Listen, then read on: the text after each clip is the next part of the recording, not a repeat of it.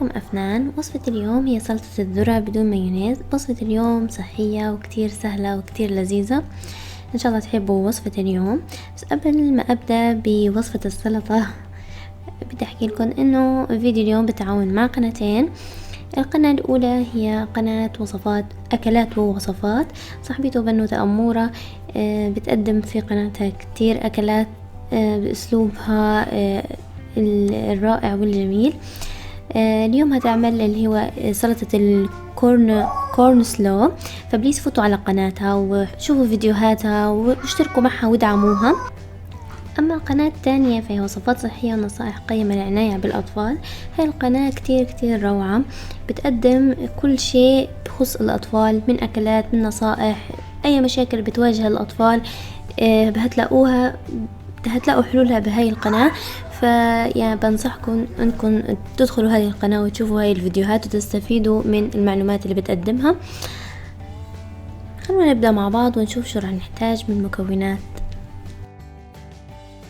لتحضير سلطة الذرة هنحتاج ذرة، فاصوليا حمراء، زيتون، بصل أخضر، ليمون، 2 معلقة زبادي، وصلصة فرنسية، وملح وفلفل حسب الرغبة.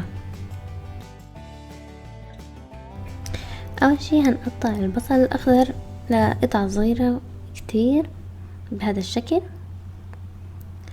بعدين هنحطه بصحن على جنب، وهنحضر اللي هي الصلصة أو الصوص اللي هنحطه على السلطة.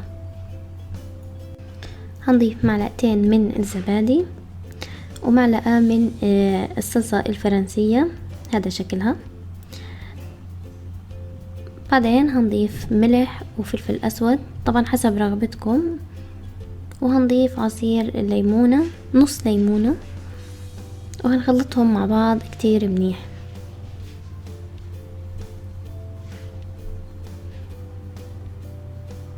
هنبدأ نضيف المكونات على بعض. حطينا البصل الأخضر، هنضيف الذرة والفاصوليا الحمراء وهنقلبهم مع بعض كتير منيح. بعدين هنضيف الصلصة اللي حضرناها وبرضو تخليط على السريع. واخر شي راح نحط الزيتون. بعدين هنقدمها في صحن التقديم، وزينوها بالطريقة اللي بتحبوها، وصحتين وعافية عليكم. وهذا كانت وصفتنا لليوم، ان شاء الله تكون عجبتكم هاي الوصفة. بشكر متابعتكم إلي، اشوفكم الفيديو الجاي مع وصفة جديدة. سلام.